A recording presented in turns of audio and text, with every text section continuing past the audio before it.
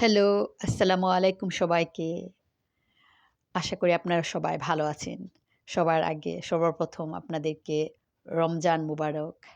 আশা করি আপনাদের অনেক সুন্দর একটা রোজা যাচ্ছে। আলহামদুলিল্লাহ আমাদেরও যাচ্ছে। জাস্ট অনেক বেশি ব্যস্ত। তবে আমি আপনাদের সাথে শেয়ার করব আমি যেভাবে অনেক সহজে অবশ্যই তেমন কিছু না, একবারে ভেরি সিম্পল ইফতার অ্যারেঞ্জ করতেছি।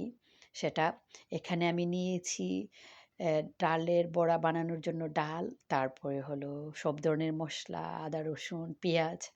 আমি চাচ্ছি একটু আমাদের দেশীয় স্টাইলে ডালের বড়াগুলি করার জন্য। তার জন্য আমি ডালটাকে কিছু আস্ত, কিছু মিডিয়াম একবারে ভালো মতো ব্লেন্ড করেছি। এদিকে আমি নিয়ে নিলাম আমাদের বাসার সবাই পছন্দ করে চিকপিসটা। সে চিকপিসটা সিদ্ধ করে সাথে আলু দিয়ে রেখে দিলাম। আর এখানে আমি বেসন নিয়ে নিলাম আর সাথে সব ধরনের মসলা এড করেছি। সো বেসনটার সাথে আমি ফুলকপিগুলি আমার বাচ্চারা আমারও খেতে খুবই পছন্দ। আর এদিকে কিছু চিকেনের উইংস নিয়েছি।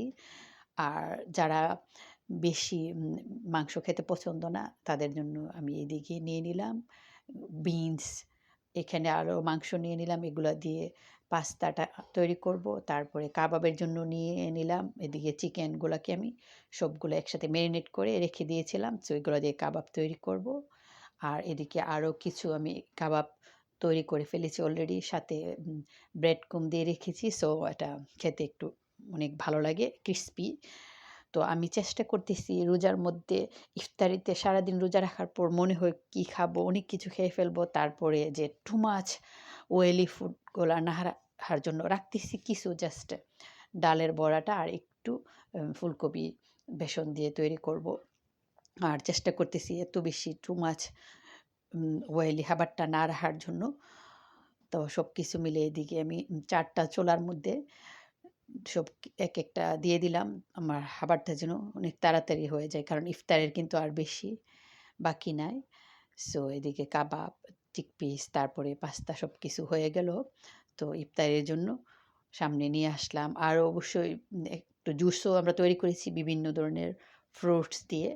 আর এদিকে হলো আমি বার্গার বানও করেছি, কাবাব, তারপরে কিছু ফ্রুটস নিয়েছি। আর এখানে হলো মিক্স ভেজের বিভিন্ন ধরনের ফ্রুটস দিয়ে এই জুসটা তৈরি করেছি। তো তৈরি হয়ে গেল অনেক সহজে এবং কম সময়ে বিভিন্ন ধরনের মজার মজার আমার ইফতারিটা। আশা করি আপনাদের কাছে দেখে ভালো লেগেছে। আমি অবশ্য এত বেশি অ্যারেঞ্জ করিনি। আর সবাইকে অনেক অনেক ধন্যবাদ আমার সাথে থাকার জন্য এবং আমাকে সাপোর্ট করার জন্য।